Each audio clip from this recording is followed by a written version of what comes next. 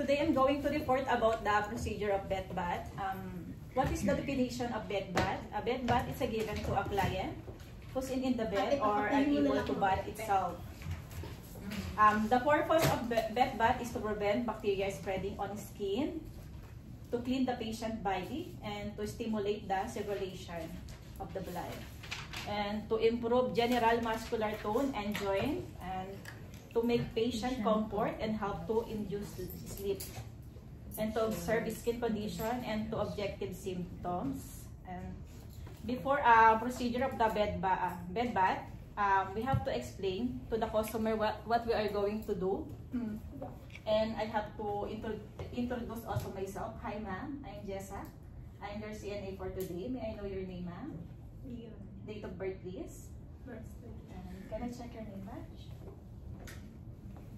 Then, before the procedure, we have to close the curtain, close the door for the privacy of the patient. Maybe turn off also the AC para sa comfort ni patient, lalo na pag nasa UK na kayo, Canada, malalamig. Then explain to the patient what you're gonna do. Ma'am, I'm going to do a procedure for the bed bath for today, ma'am. In general ba, kunyari si patient's unconscious, are you still going to talk to the patient live? Yes. I feel it. Oo, tama. Tagalog lang.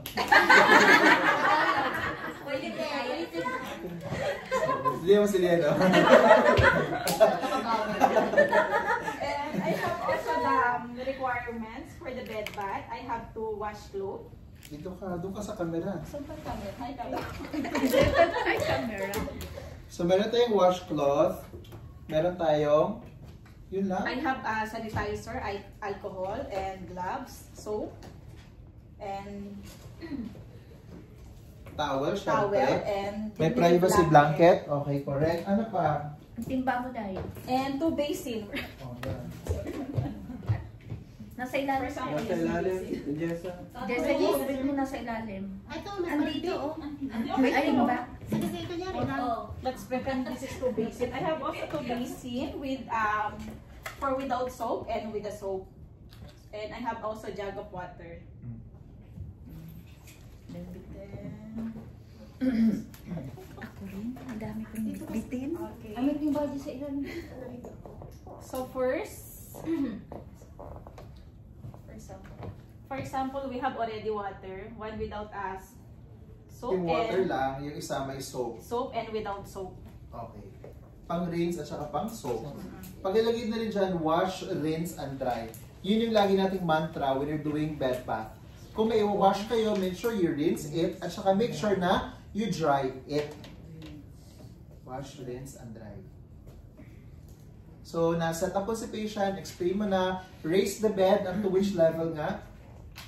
Elbow. Elbow level to prevent ergonomic hazard. Naka-privacy na tayo kay patient, tapos naka-off na yung aircon. So, mag-start na tayo. So first I'm gonna do, I will just sanitize my hand, then put the gloves. Then put on the gloves.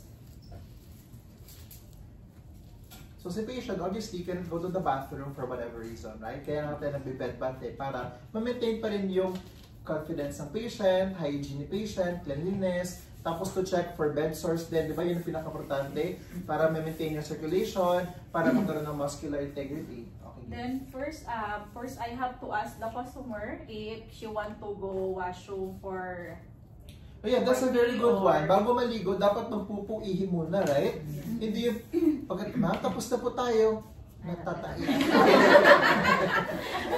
Ganun yan. Naigiton ko. So, to prevent that, ano muna, ma'am? So, pag gusto niya siyang umihi, Nakahubad na siya. papaihiin mo na siya. Pataihiin mo na siya, diba? Balik na lang po ako after 5 minutes, ma'am, pag ready na po kayo. Okay. So we have to start. So if the patient is lying in the bed, this is so we have to start. Oh, ginagabit na lang. So this is the Wala ka na blood. ba dyan kay insurance? So this is the blood. For example, this is the water Oh, without the soap. before that, how do you check the temperature of the water? Okay. I have to check the temperature, then I have to ask the paano may check ang patient temperature? if it's the water is tolerable. Ikaw muna. Elbow. Bakit elbow? Pakita mo doon. Sa kanila kami explain. Bakit elbow? Bakit hindi nilang kamay? May oras pa ba? Cross-contamination. Correct. Actually guys, pag kamay ang gagamitin mo, tapos later on magagamit ka ng gloves, mahirap yon kasi basa yung kamay mo, pagpasok mo ng gloves, mahirapan ka. As a nurse o CNA, ang ginagamit natin to check the temperature is the elbow. Okay. Hindi pwede kasi mas maraming nerve endings so whatsoever. It's just for convenience purposes kasi pag ang elbow, hindi siya mababasa pagpasok ng gloves, right? Pero kay patient, you let the patient check for the Then I temperature have to also. ask the patient also if it's, ma'am, can you please check if the water is tolerable for you, ma'am? Is it okay, the water? Okay, it's okay now. So now, so now I have to moisten the washcloth.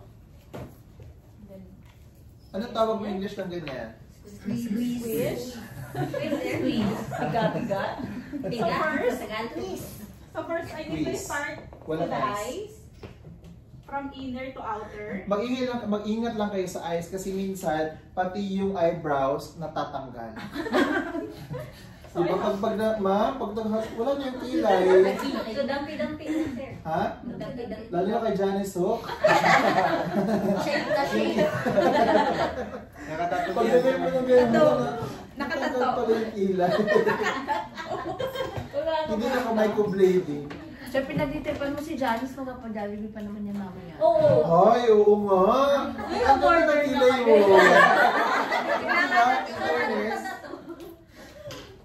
So first I have to start the eyes from inner to outer, then the other side of the towel from inner to outer. Pakita mo sa kanila kung paano yan. Sa'yo. Doon sa Sa kanila. mukha. Sa'yo, yan sa kanila. From inner to outer, then the other side of the towel, inner to outer again. Bakit nga hindi pwedeng outer to inner? To Prevent? prevent cross-contamination. So, as I like that you said, use the other side of the towel. Kasi pag ito lang paulit, what if may infection yung isang eye, malilipat mo sa kabilang eye, diba? So, inner canthus going outside, inner going outside. Okay? Yes. Here. Next. Okay. That's E. Lagyan dyan inner outer. Then I have to, F na tayo. Ay, by the way, may soap ba yan? it depends of the patient. Ikaw, gusto mo lagyan ng soap ang mata mo? No. So, if possible, water lang. Water, Rinse only lang. Huwag water. naglagyan ng soap ang eyes. Try mo kayang lagyan ng soap kung di ka mamano sa sante. Next, face na. Okay, then I have to wash again. Then squeeze. So I have to start from the forehead, from the cheek, then ears, then chin, then Okay. the neck. So, kuha mo na yung isa, sabay tayo. Guys, okay, lagay mo dyan, i-drawing mo na lang ha. So, may iba't ibang technique kung paano mag-wash ng face. At ibang technique din kung paano mag-fold.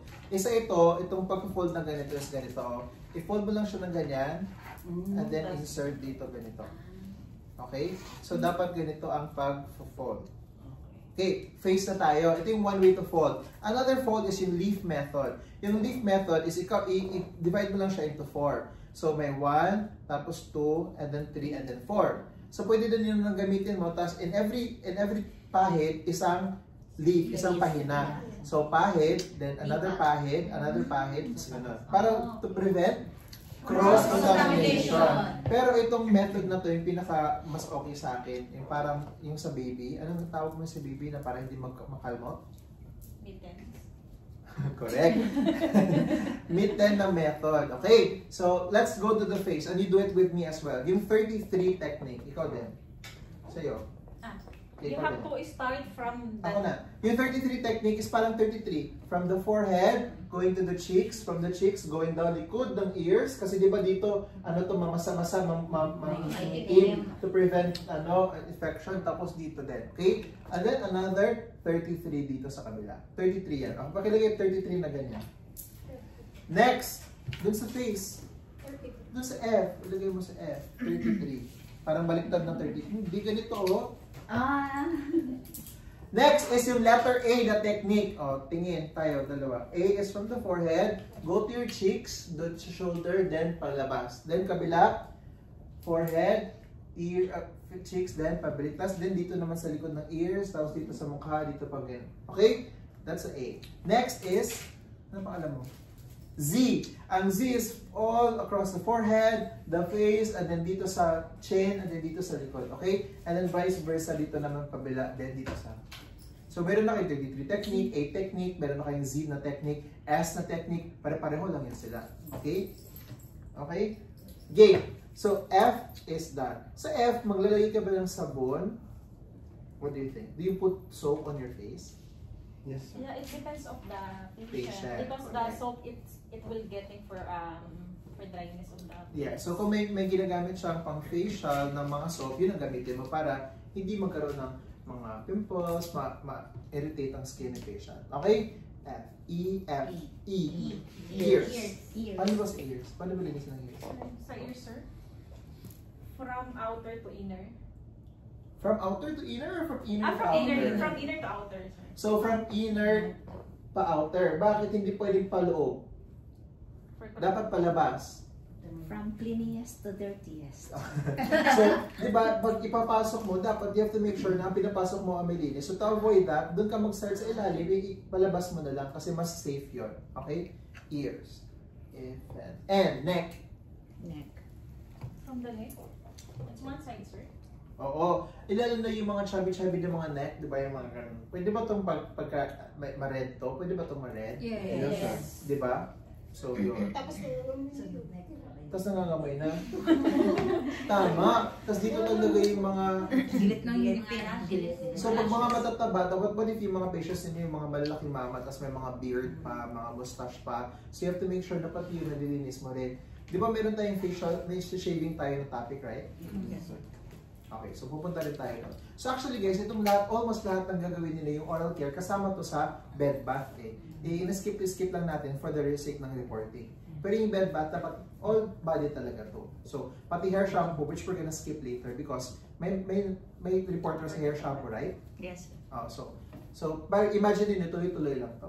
Okay? Then, neck, close kayo, pay attention dun sa mga folds. F, N, ha. Hair shampoo, let's skip hair shampoo. A is abdo. Ay, nakalimutan natin. Hindi ka nagpalit ng bath blanket. Yes, sir. Ito yung top sheet na naman. Ito yung top sheet, sir. So ito na lang si black bath blanket. Ma'am, pakihawak po yung bath blanket. Na-remember na yung process natin. Roll as you fall. Remember doon sa bed bath? Ito yung puti, yung top sheet niya, right? Roll, roll, roll. Let's say, ano lang to, gagamitin pa niya later kasi hindi pa naman, kakapalit lang naman to. Okay? So, bed bath. Secure pa din yung patient natin. Meron pa rin siyang privacy. So now, let's go to the abdomen or yung chest. Sir, to pat dry, always. Yeah. Wash, rinse, and dry. So, doon na tayo sa Arms. So, kung saan ka pupunta, yung tuwalya mo, sabay din sa'yo. Okay, sabay mo yung tuwalya. Sir, I have to put also under of the arm. So, yeah. to avoid of getting with that. So, I have to put in the water, then put a soap. Then, squeeze. Okay. Actually, ang English dyan is ring. Ang spelling is W-R-I-N-G. You ring it, like, you ganon. Ang squeeze, like yung lemon, yun yung squeeze. Pero yung gaganon, ring yun. Pero squeeze na lang para walang sabi ko siya, na lang sa... So arms, ang tanong, saan ka magsisimula? Kilikili going to the fingers, fingers going to the kilikili. Finger going to... Correct! Okay. Dog stroke. So guys, ito na dapat yung hand nail care. Sino magre-report nun? Si Jinky? So dapat ito, kasabay na to yung nail care, nilalagay na dito para mabasa-basa. Ang nail care sir, ikaw na. Okay, so ako na to. So dapat ilalagay mo na dito, diba, isusok mo na siya for a few minutes para ma-soften yung mga cuticle kasi later magka-nail care ka. Pero skip na natin yun, iba yung report na yun. Balik tayo sa bed bath, okay? So sabi niya, you start from the arms going to the kilikili now. Okay. So, huwag kang magtalikod sa kanila. So, one stroke lang, sir. So, ang tawag natin dito pakilagay, circular, long circular motion. At kung anong gagawin natin sa arms, ganun yung gagawin natin sa legs. Ganito guys, tingnan nyo nga ako. Ganito ang long circular motion. Tingin, guys. long circular motion. Okay? Mag-start kayo sa arms, and then sa upper na arm, tapos one stroke sa kilikili. Okay? Long circular motion. Oh, pumapayat na talaga si Mama. 30 days na kaya to siya dito. Tapos may towel pa to dito. O doon naman tayo sa upper arm. Tapos, ang kilikili, isang stroke sa kilikili. Okay? Tama. Ay. Wala, nagtawas na, nagtawas. Wash, and then Rinse, and then dry. Okay, tapos na tayo. FN, cut. C. Chest. Chest or breast. Kung sa chest, sa lalaki, mabilis lang kasi wala namang flat lang naman yun except sa akin. Ako naman yung lalaki na may dede, di ba? So, paano yun? Depende pa rin sa inyo kung paano yun. Basta makover lang nila yung buong chest. Okay? But, let's talk about the girls kasi may breast kayo. So, di ba yung under the breast, dito din nagkakaroon ng mga infections, skin rash, right? So, how do we avoid that? So, first of all, paano mo i-keep mong privacy? So, pag ganito, nakita na yung dede ni ma'am. You have to put towel also? Put another towel. Oo, kung saan ka pupunta din yung tuwalya mo, di ba? So, pero for the sake of the reporting, pwede natin ibuyang-yang yung dede ni ma'am. Pero sa totoong buhay, dapat nasa loob pa rin kayo na nag-breast care or okay? So, paano yung breast? Paano mo huhugasan yung baba ng dede? Sir, aangat ko lang siya, sir. Paano mo iangat? Kasi ito, wala ka namang iangat.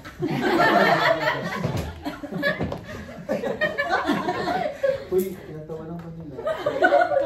Lalo na si Janice. Malaki yan.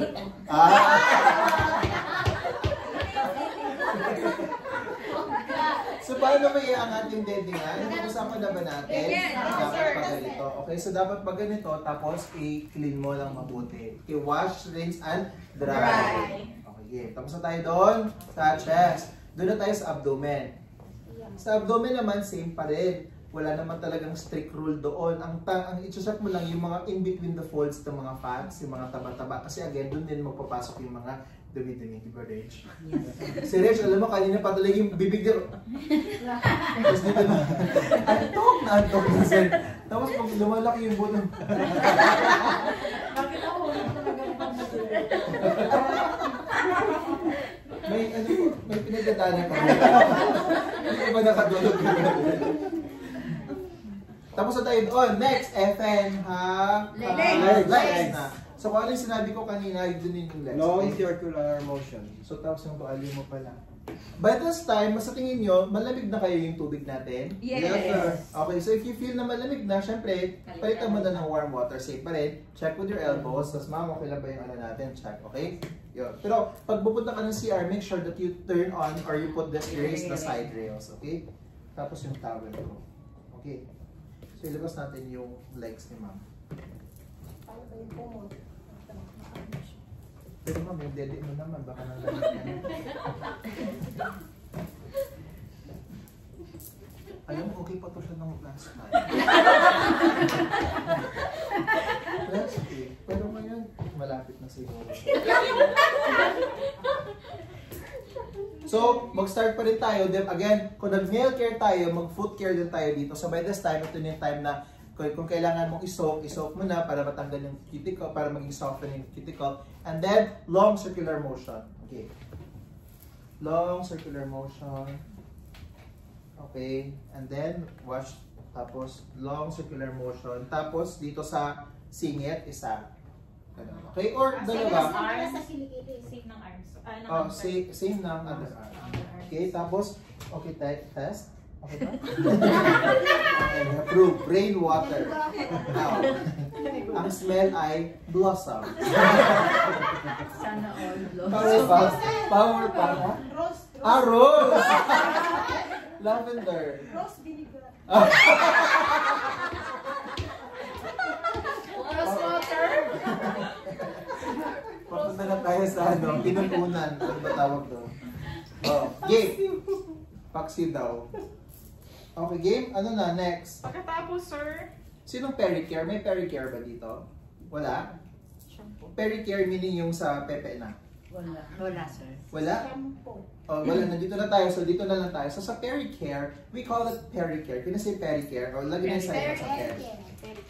Pag tinawag mo na ka ng peri, ang peri kasi ang complete name is perineum. Itong area na to, yung bugan sa Bisaya, in Tagalog, singit is yung peri yun. So, pag pupunta kayo kay ma'am for pericare, you don't say na, "Good morning, Mrs. Johnson, my name is Richard, I'll be taking care of your flower." You don't say like your flower, or you don't say your vagina, or may mga, you say peri. Pag you say peri, sa Amerika, alam nila ng pericare, meaning yung private area. Okay?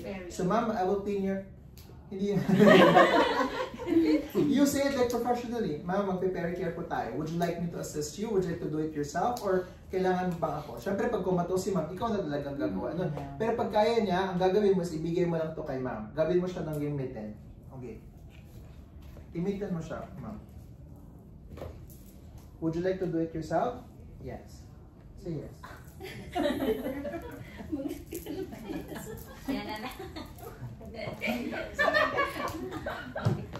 Ikaw gagawa, Okay? ano? Pwedeng mitten or pwede din yung ibigay mo sa kanila yung leaf method. Diba? Yung leaf method, bawat stroke, bawat area isang stroke. So, okay? So, kunyari, lalagay na niya, tapos ikaw, pwede kang maganon ang paa.